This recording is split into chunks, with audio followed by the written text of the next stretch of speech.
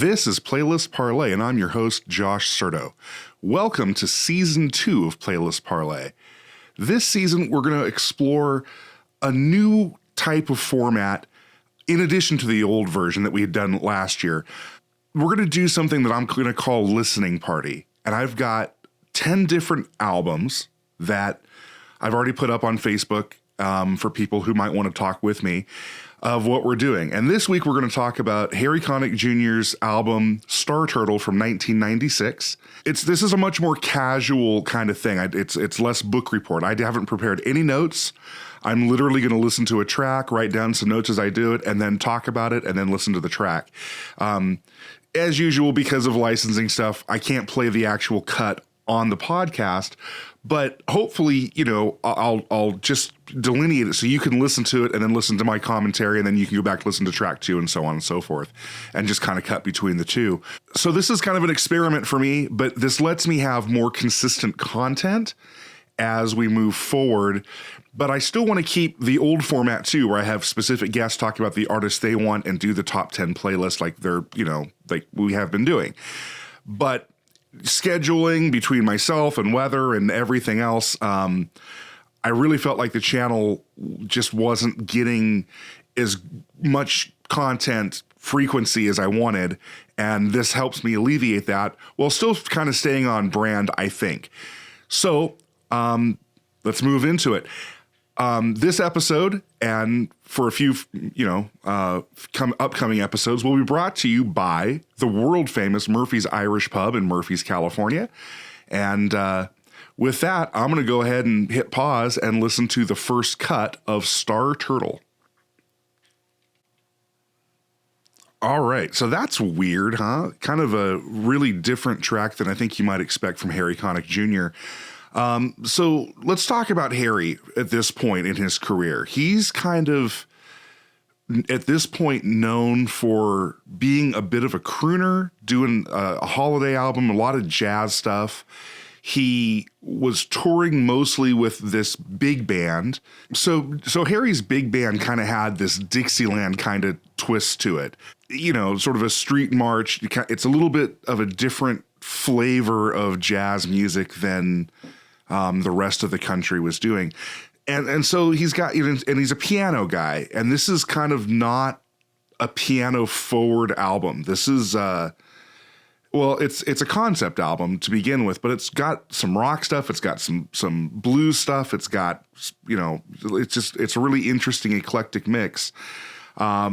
And that's kind of why I picked it. It's one that kind of wants you to engage with it at a different level because it's trying to tell a story. All these songs kind of connect to the overall theme of the Star Turtle coming in.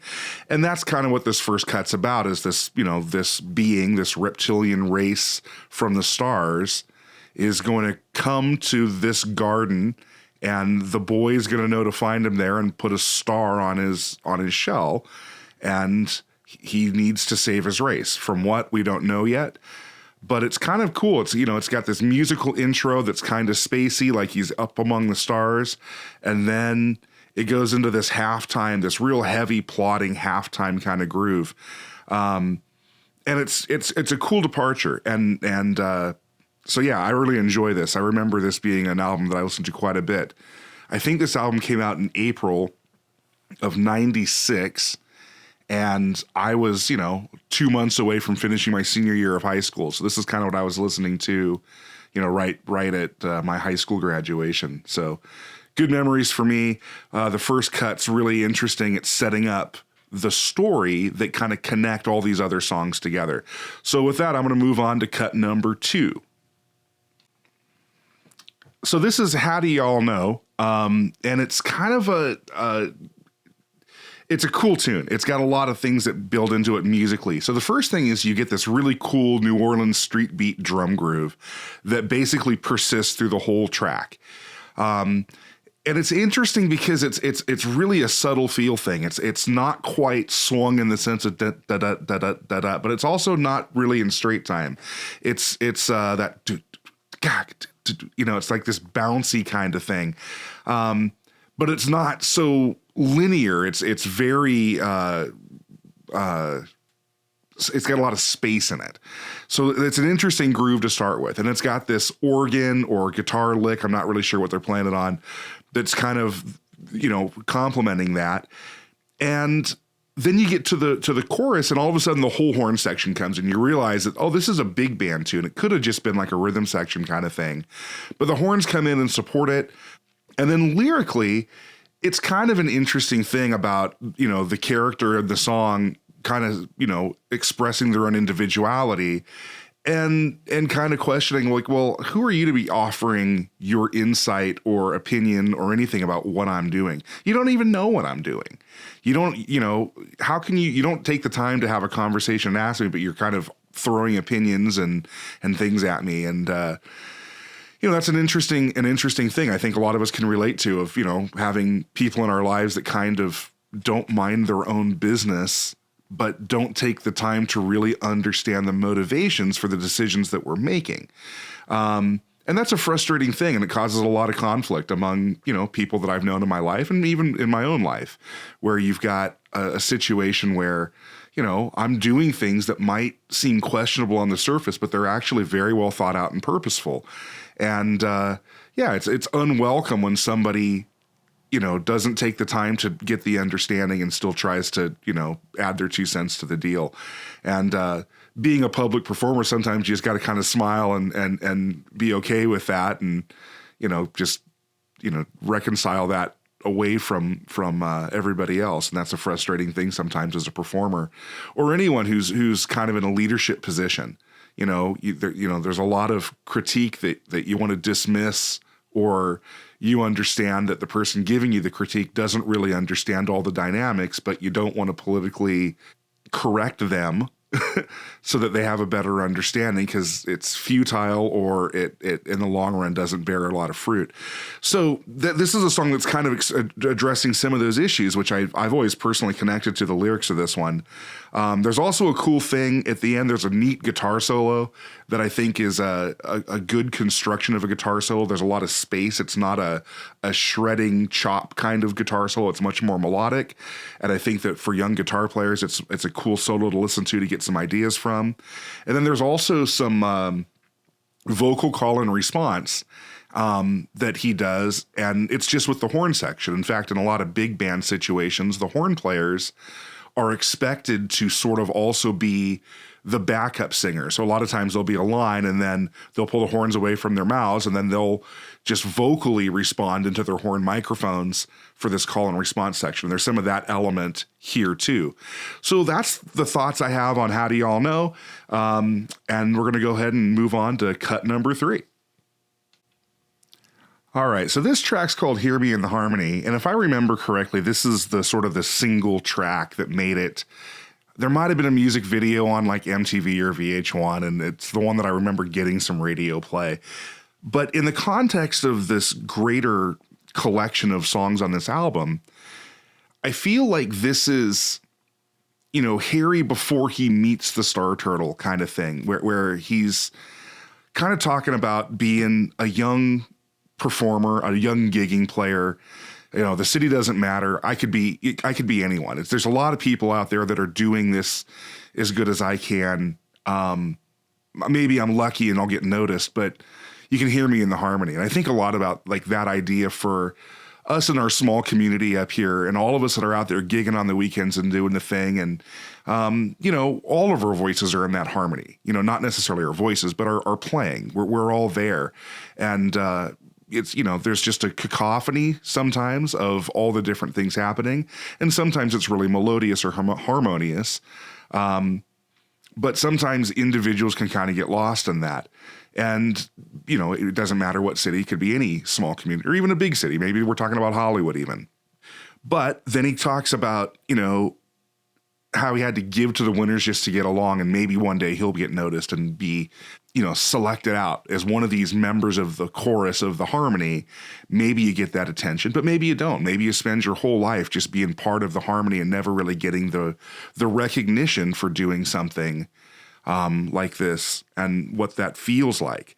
And I think that's a big part of what the theme of this song is the idea that, sometimes it's hard to do an art and stay passionate about the art that you're doing when nobody really reciprocates the energy you're putting into it. And I think that's the what I get out of this song is that he's kind of feeling a little bit frustrated about, did I earn my keep? Am I going to heaven? Are they going to welcome me if I go? Did I do enough, or am I just part of the harmony? And is that enough? So interesting tune. I also want to point out the organ work right at the get-go. That's Harry playing, and it's some fantastic stuff. There's a good organ solo sort of before the reprise of the chorus and the repeat of the final verse in there. And again, just cool tune. This was sort of the hit that I remember from '96, and it stands up. This is a good tune. All right, on to track number 4. All right, so this track's called Reason to Believe, and I think I want to talk about the musical elements first, then I'll get into the lyrics.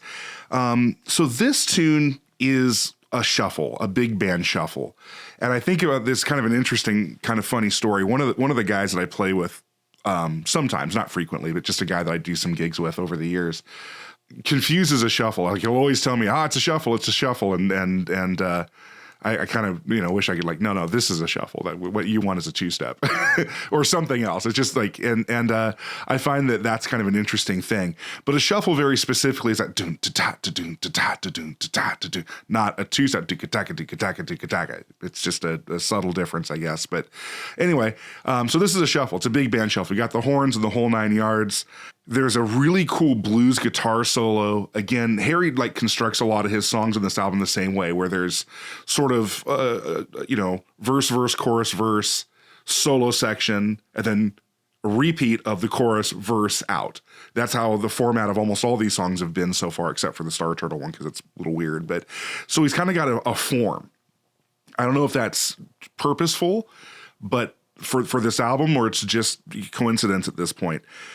There's also a vocal effect or quality in his singing on this one that reminds me very much of Harry Nilsson's vocal sound. It's just a little bit of chorus, I think, on the vocal for effect. And every time I hear this cut in particular, I kind of go, man, Harry sounds a lot like Harry Nilsson. And so that's kind of an interesting little thing I wanted to take away. So yeah, that good elements, good shuffle, everything else. Now the theme of this, lyrically, is kind of, like Hear Me in the Harmony and How Do Y'all Know? It's kind of like nobody is as much of an expert on your life as you are. And so he's kind of it feels like he's having some doubt about things. So you see some specific lines about how he's excited to come home. I feel like a kid just on Christmas Eve. Hope I can make a bed tonight. I'm going to sleep alone. My true love stays unknown. My life's an open book as long as you start on chapter 9. So and I think a lot of us have these guarded elements of our character and our stories where, I'll present like I'm open as long as you read exactly what I want you to read. And that's something that I think is true in a lot of our adult world, in politics and everything else. We have transparency as long as you don't read all the other stuff. And then he's looking for answers. So I got my fortune read by the fork-ton lady. She told me I'd amount to what I paid her. I left feeling worse. Yeah, that's an interesting thing too, to externalize your worth and your value to what other people think of you instead of that coming from within. So yeah, there's a lot of interesting metaphor, I think, in the lyrics of this one that are interesting to me anyway. I also think that for the whole sake of the album, he's setting up his character. He's setting up who the Harry character is to meet the Star Turtle. So let's see how this, if I'm right and how that plays out. All right. So this is Just Like Me. And, there's musically, there's not a lot to talk about. It's a slow piano driven ballad at a real slow tempo. It's got a great guitar solo that kind of goes through the verse and the chorus changes. That I think is particularly tasty. It's kind of sounds like a John Mayer solo before John Mayer was really well known, but just real tasty guitar work. So that's kind of the bit for that. again, lyrically, it's kind of talking about, him being a little bit lost. And then the resolution of that first verse is, I'm going to find somebody just like me. And, this can maybe be boiled down to, we attract what we put out there. If we're not being confident in everything else, then we attract things that might not be as confident to us. If we're more secure, more stable, more confident in our decisions, and our life choices, those are the kind of people who tend to gravitate toward us at that point. So that's kind of that first bit. I think there's some real good metaphor in the second verse, though. The world keeps spinning. Mountains vary, but the valley's the same. So I wonder if he's, kind of saying that, the high points of our lives are all kind of different. There's different things that are high points. And we all know in a true sense that the valleys aren't all the same. Every valley is just as unique as all the mountain ridges, but there's still that low feeling. Even though they're not really the same, they feel the same. And we attract other things that aren't like, maybe as desirable for us. So he resolves, as I balance on the ridge, come from trueness of my aim, I'm going to walk this road as far as I can see. So he's striving to stay on that high road, on the ridge, on the mountaintop, and I'm going to find somebody just like me. And that's the resolution of the song. And I think that's a good metaphor. It's an interesting way to kind of evaluate your life and the company you keep. And good tune. So I'm going to take a look now at what the next cut is, because I've just been kind of winging it a little bit here. So we go back into, and this is Star Turtle 2. So now we got a reprise of another interaction with Harry and the Star Turtle. So I'm going to take a listen to that, and we'll talk about it in just a second. So the track entitled Star Turtle 2, clearly Harry and the turtle have met, and he invites him into what sounds like a jazz club. And he tells him, you'll find what you need in here. And then it's mostly just a recording of sort of a live ambient sound of some players playing in a jazz club. And you just kind of get to hear that. It's not a whole song. It's not really arranged. It sounds like it's just a cell phone in a room recording at a bar. It's kind of lower fidelity than the rest of the track. And then it ends with, it's not super clear what it's saying, but I think what he's saying is, don't worry, we can walk. It's not far from here. And that's it. So to go back then, I wonder if I want to find somebody just like me is Harry's quest, the reason that somehow he'll know how to find me. And Harry takes that high road and that aim, and they end up meeting each other. A lot of this stuff is implied. Some of these really cool stories in song and these records of concept albums, they don't want to tell you how to interpret things. They want to put it out there and leave it for interpretation. So I'm just kind of sharing how I interpret this stuff. And, that's kind of the fun of it, is that we're all going to interpret it differently. But I just want to share how I'm doing it to get people more engaged, to think about, records and how, we've kind of gone away from the idea of a recorded collections of song as a record and listening to it in order from the A side all the way through the B side. Now we just kind of like listen to singles and, we buy or listen to or just the one cut we like. And a lot of times sort of the B side of an album like doesn't get heard. There might be, a million plays of a specific cut, and then track 7 has got, hundreds of plays. And that's a little bit of a shame, I think, because I think that the art form of putting together a themed collection of a record has just been lost. So, that's what that is. And that was Star Turtle 2. So the next cut is Little Farley. And so I'm going to go ahead and pause, take that a listen, and be right back with my thoughts. All right, so Little Farley, kind of an interesting tune. It's not just kind of interesting, it's really interesting. First I want to talk about the first thing that you hear is kind of this synth bass pattern that's just kind of really syncopated against the drums. Again, it's like this modified New Orleans street beat that's being applied on a drum set. It's got a cool little roll that resets the groove back over. And then you kind of get the wah guitar that's supporting that groove. And then eventually the organ comp starts coming in. And as the verses go on. So it's just kind of building up a little bit subtly behind the verses until you get into the solo section, and then you get the synth solo. So you kind of get the right hand coming in against that left bass that's been there the whole time, and then you get a kind of a cool guitar solo that's a little bit. The synth solo is real melodic. They're just playing with the melody that it's already been established in some variations. And then the guitar solo comes in and it's very much not playing with the melody that's already been established. And it's a good juxtaposition of two different soloing styles for this tune.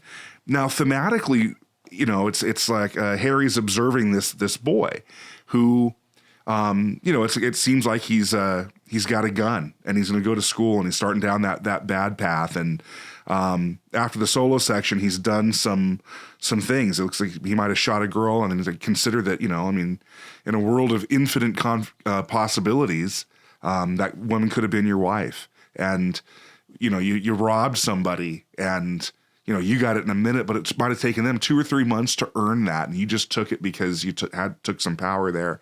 And to consider those choices in taking advantage of other people and the value of other people's time. And then, the expectation even addresses the idea that sometimes it's not always reasonable to expect our young people to make adult decisions about the rest of their life. But at the same time, going back to the autonomy of how do you all know, an earlier track, if you can't decide what you want to be, I'm telling you, no one else can. So even for our young people, it seems like a theme of this record at this point is self-determination, that, even with adult input and people who have, more experience outside of you, the decision of how you want to live your life really is your decision.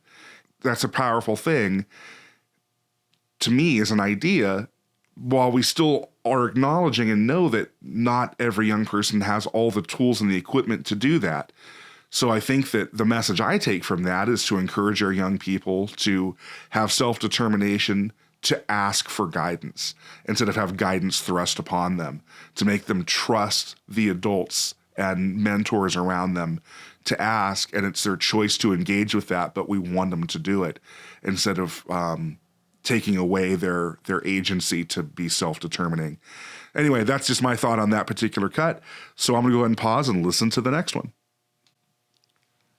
All right, so this track's called Eyes of the Seeker, and I think it kind of supports my previous analysis of the last tune where he's talking about self-determination and autonomy. Musically, it starts out with the piano, and then the bass guitar kind of subtly comes in. He's got that whatever that effect is that Harry Nilsson used to use again on this one, kind of reminiscent of a Nielsen Schmielsen sound to me for the vocals, which I think is really cool. And then at some point, like a halftime drum beat comes in and the guitar, and it almost becomes like a riff rock kind of thing. That's really, really cool. There's not really a solo per se, but there's sort of a progression that where there's no words there in the middle that's interesting to listen to. I want to say a little Zeppelin-ish, maybe even, not quite that hard, but in that kind of spirit. And he's kind of talking about, external people being older and trying to throw the influence, and people who made bad decisions throwing influence. But at the end of the day, it's the eyes of the seeker are the ones that see. And that's yourself, I mean, as much as external forces and ideas and books you read and media you consume and, guidance from mentors you have in your life, at the end of the day, it's your perception of reality that is real to the individual. And I think that's a theme that's really starting to develop in this particular record. And those are interesting things to think about, At no point is he saying to shut out those external things, but nobody can really understand the path that your ship is sailing except for you. And I think that's a really cool thing to express musically and lyrically here. So yeah, that's where we're at. I'm going to go ahead and pause it again and take a listen to the next track. All right, so this track's called Nobody Like You to Me. And I'm not really sure what it's trying to say in the whole arc of the story here. I get the lyrics. I understand what it is. Maybe it's him he's addressed the theme that he's alone. He hasn't found his romantic partner or just, partner in life at this point. And maybe this is supposed to signify the meaning. This also might be a cut that's maybe a departure. Maybe it doesn't fit in the whole overall arc of what we've got so far. Or maybe I've been reading into the arc too much entirely, and all these songs are meant to be independent, and I'm forcing them to fit together. You never know. Could be any of those things. But musically, it's got some pretty cool stuff going on in it. It starts out rocking right away. And then it kind of, under a guitar solo-ish thing, it's got this cool breakdown. And this is a trick I like to use a lot in my own playing and my own drumming, is that during the breakdown, the snare drum goes completely out and he moves the bass drum to the backbeat. That's to say now the bass drum's on 2 and 4. Boom, boom. And that's a cool thing because it's kind of, to the ear, makes it seem like it's backwards because it's a low drum in that place where it's normally a trebly snare drum, but you're still feeling the pulse in the right place. So it's the wrong sound at the right time, and that's kind of a cool thing to do. It's the same trick I do in Grover's song. It's a cover that we do of The Tallest Man on Earth called The Gardener. And it's the same kind of trick I use in that breakdown. And they're doing it in this song too. And I just think that's kind of interesting. Cool tune, a lot of musical stuff here. I like that it's kind of rocking right away. But I'm not really sure how the lyrics fit into the whole story. Maybe the next cut will give us some insight. Man, there's some cool stuff in this. This is Booze Hound. So Booze Hound is kind of rocking right off the get. But it does this cool trick at the very beginning, which I like to play. I like to call Hide the One. Some other like popular tunes that do this are In the Air Tonight, Phil Collins, and Higher Love by Steve Winwood. And they both of those songs kind of have a percussion track that comes in before anything else. And it kind of, the percussion track gets you to like feel where you think one is. But when everything else comes in, you realize that wasn't the one. It was like an ambiguous one to start with. And then when everything else comes in, you kind of got to like, make an adjustment. And it's really hard to go back and listen to the percussion track by itself, because oftentimes what they'll do is they'll start it on 2 or 3 where it comes in, and that's why you identify that as the one. So imagine that, the track starts on beat 2. So here, 2, 3, 4, 1, and now that's the real one, but you identify 2 as 1, and then when everything else comes in, it rounds it back out. And that kind of happens in this song too. They have a sort of a hide the one game where you kind of think you feel where 1 is, and then when the drums come in, it's like, the drums feel like they're backwards, like they're the backbeats on 1 and 3, but it's where it should be, because when the vocals and everything else comes in, it uses that as the 1. But that original track of what was happening behind it hasn't changed. That rhythmic pattern's still there, and it's just kind of an ambiguous loop. It's a cool recording trick. It's really hard to pull off live because to feel that is tricky. It'd probably be a lot easier to do if you had some MIDI tracks or MIDI loops that you used live on stage, but to do that like all in person is probably a pretty tricky thing to do. Then there's another tricky thing. At the end of all the choruses, there's a sneaky extra measure. It feels like not only is there a measure longer than the turnaround should be, so I didn't count it through. It's either an 8-bar or 12-bar phrase, but it feels like there's a 9th or 13th bar, and that 9th or 13th bar is a 6/4 measure. So there's basically like 6 extra beats in the phrase of the chorus, which really kind of is a little bit jarring too. There's some cool arrangement stuff in here. Solo section's pretty cool. Toward the end of the song, as he's just getting pretty drunk at the bar in this situation, you can hear the falling bass line. The bass guitar is just kind of over and over, and that's kind of a cool effect to kind of add some imagery through music to what this guy's drunken state is. And that's kind of just thematically what it is this is clearly an alcoholic who kind of almost seems proud of his state of being this booze hound drunk. And I don't need any help. I'm cool. I've got this under control. So a level of denial, a level of some self-determination that maybe went awry, didn't ask for that outside help when he should have, and this is the state they're in now. I'm not sure how this fits into the whole arc other than kind of demonstrating, how, yes, you've got your own, the eyes of the seeker are all the ones that matter, or the only eyes that matter, but sometimes going it alone and getting in this state of thinking that your negative behaviors are actually a strength is really not a good thing. So I don't know. It's interesting. I'm not really sure how the story fits in, just some identifiers from the story here, from the lyrics, but musically, a lot of cool stuff in this one, especially if you're into thinking about how a song's arranged. This is probably the most interesting arrangement of a song so far on the album. So yeah, that's pretty cool. The next cut on the album is Star Turtle 3. So I'm guessing this is furthering the story of Harry and the turtle. So I'm going to go ahead and pause and take a listen to that.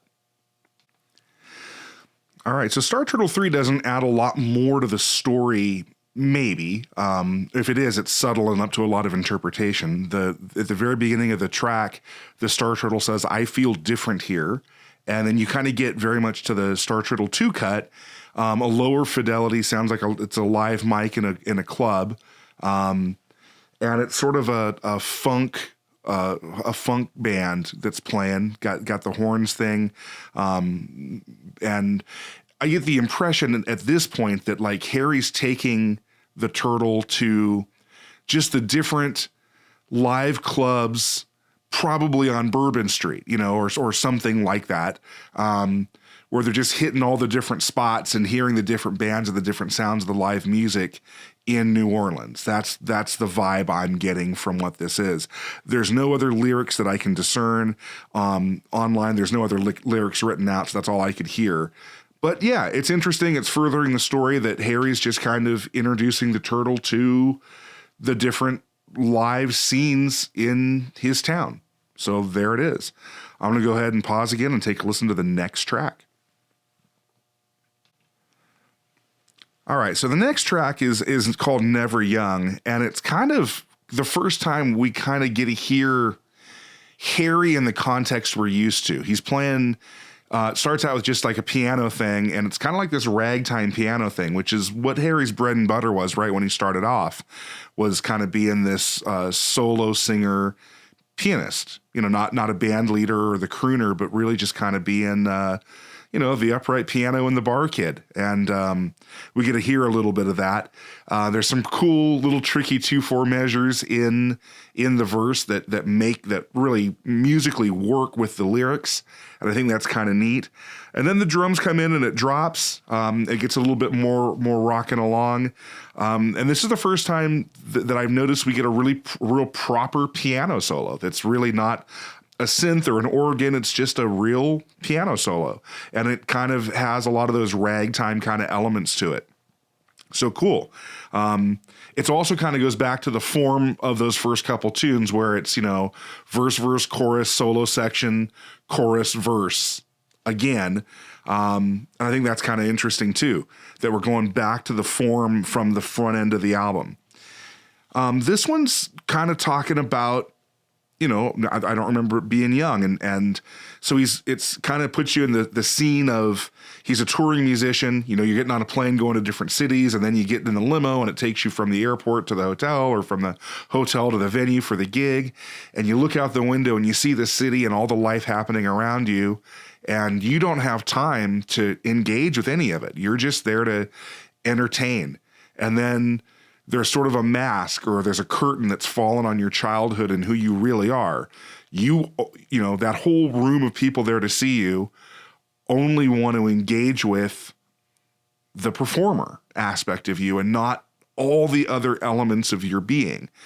And that's interesting. That's an interesting thing for me as a performer to think about, because I also don't want everyone when I'm performing to interact and engage with me about every aspect of my life and to know me in a more intimate kind of way. I don't mean like romantically intimate, but just personally intimate.